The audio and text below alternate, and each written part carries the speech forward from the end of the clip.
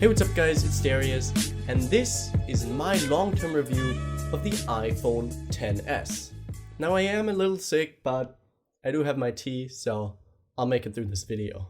Before we start, make sure you're subscribed and you've hit the bell to be notified every time I upload a new video, but let's get on with this review. Let me just clarify from what standpoint I'm reviewing this iPhone. This is my first iPhone ever. I'm an Android guy through and through. I'm not against iOS or anything like that. I just never bought an iPhone because it never really appealed to me. I just wanted to say I'm reviewing this with an open mind, but that's why I took so long, because I wanted to get familiar with all its features and especially iOS. So that's why at the point of this review, I spent about 6 weeks with it. As always, let's first have a look at the hardware, and I must say, it's almost flawless. Apple really knows how to craft a device that elegantly combines beautiful design with a premium body. There's just something about owning an iPhone that you only very rarely find with Android devices. It looks great. There's a new gold color that's actually more beige. Otherwise, it has an IP68 rating, nice big and clicky buttons, and incredible speakers. One of my favorite hardware features is actually the mute switch, which is obviously nothing new, but I'm surprised that not more phones have something similar. Two minor things to mention. The vibration motor is just out of this world. I never talk about the vibration motor, but I just had to mention how good it is in this phone. And it now supports dual SIM, which is neat. This hardware is pretty much the best you can get. That's not to say that it's necessarily better than its competition, but it's definitely up there with the best. It feels extremely solid and premium, but as I said, it's not perfect.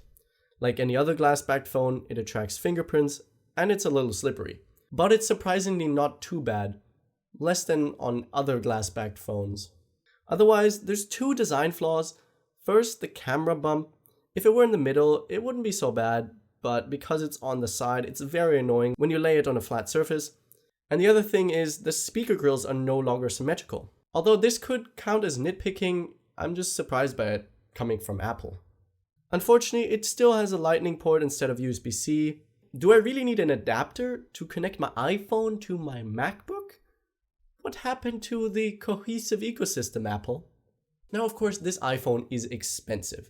It comes in at $1,000 US, and I even had to pay 1,150 euros for it. Whether or not it is worth it, I'll get to in my conclusion, but with such an expensive device, no matter how good it looks and how solid it's built, you might want to protect it with a skin or a case. Now, you may have noticed this little cutout here, and yeah, it's annoying. On the iPhone, it's always there. Let's get rid of that.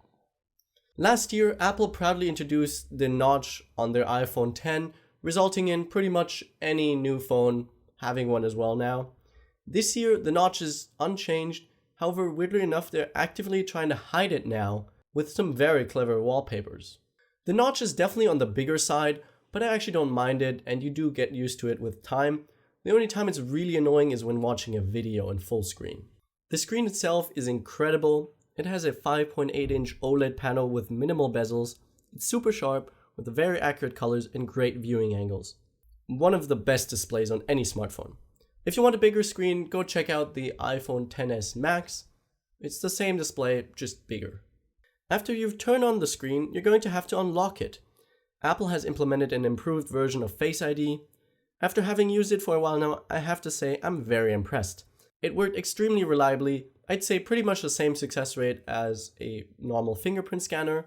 It seriously works in pretty much any situation, with a hoodie on or a hat, or even in extreme low light, which was very impressive. Now, it does of course have its limitations. With some sunglasses it doesn't really work, which is annoying, and you of course have to get the angle right. In terms of speed, it's a little slower than Touch ID, but it doesn't bother me. Usually by the time I've gotten it out of my pocket and I swipe up, it's unlocked. As a side note, revealing the notifications content after it recognized my face is an amazing feature, and that brings me perfectly to the software. It of course runs the newest version of iOS, being 12.1. The last time I used iOS was on an iPod Touch 2nd generation, and that would have been I think iOS 5, so a lot has changed, but some core things are actually still the same. Like I said, I've been an Android guy for the last maybe 8 years or so, So I'm not going to turn this into a battle between iOS and Android. I just took a while to get used to iOS, and I'll share with you what I liked and what I don't like. First, the stuff I like. I love the animations and the gestures. They feel very natural and fluid, and combined with the awesome haptic feedback, it is one of the most responsive devices out there. It's really fun and intuitive to use. Performance is of course top notch, and it's generally just one of the fastest phones. I've not had any issues at all, but under load it does get a little warm. Otherwise, there's smaller features like having your voicemail on your dialer. Why isn't this a feature on every phone? It's just so convenient. 3D touch is quite cool, and of course there's iMessage and Animoji and Memoji, which are fun. iOS itself is very secure and stable. You get some apps earlier than on Android, and you have a very long update support.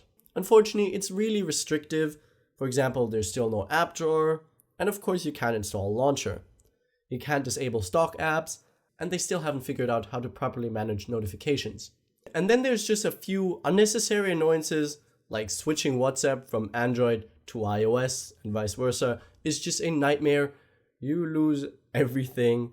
There's a bunch of wasted space below the keyboard, and you have to swipe down to see your battery percentage, which is just weird. But let's move on. iPhone XS has a pair of optically stabilized 12 megapixel shooters, one wide angle at f1.8 and one secondary tele lens at f2.4. This year Apple heavily relies on software processing, resulting in some, for the most part, very incredible images. They're of course very sharp and detailed with incredible dynamic range thanks to the new HDR processing. It's similar to what the Pixel 3 does. For the most part, it works wonders. Sadly, in some cases, it overdoes it, resulting in some fake-looking images. Skin tones are particularly affected by this, although it's gotten better with a software update. What I really like about this camera is how consistent it is. You only ever need one try to get a good picture. You don't have to think about it. In terms of video, it's also the best smartphone for video recording, period. It seriously looks incredible. If you'd like to know more about the camera, go check out my camera comparison, where I compared the iPhone XS versus a mirrorless camera. Link is here or also down below. Battery life was decent but not great. It lasted me through almost every single day. With heavy usage it died in the evening, and with lighter usage I could end the day with maybe 25% left, although this is definitely a one-day phone. Now it does support wireless charging and fast charging if you buy a charger separately. Seriously, this $1,000 phone does not have a fast charger in the box. This is absolutely ridiculous. Speaking of which, they also got rid of the headphone dongle. Yeah, that's another $10. I just find it ridiculous that I have to spend more money on key accessories for such an expensive device. And this brings me to my conclusion. The iPhone XS is without a doubt an amazing smartphone, but whether or not it's worth it always comes down to price. And if I'm spending $1,000, in some regions more, I'm expecting to get the closest thing we have to the perfect smartphone. And here I don't feel like I am. It does have incredible hardware, performance, screen, and camera. However, battery life could be better, and I personally am not a fan of iOS. If you are, this is the best iPhone you can get. But are you really willing to spend so much on it, with the iPhone XR being so similar, just having a worse display? I'd definitely go check that out if I were you, or some Android alternatives which are much more affordable. I'll leave the XS, the XR, and some other alternatives linked below. Thank you guys for watching. I hope you enjoyed the video. If you did, make sure to smash the like button. Comment down below if you have any feedback or questions. I'd like to know from you, do you think Apple's crazy, or is the iPhone XS worth it? Let me know what you think.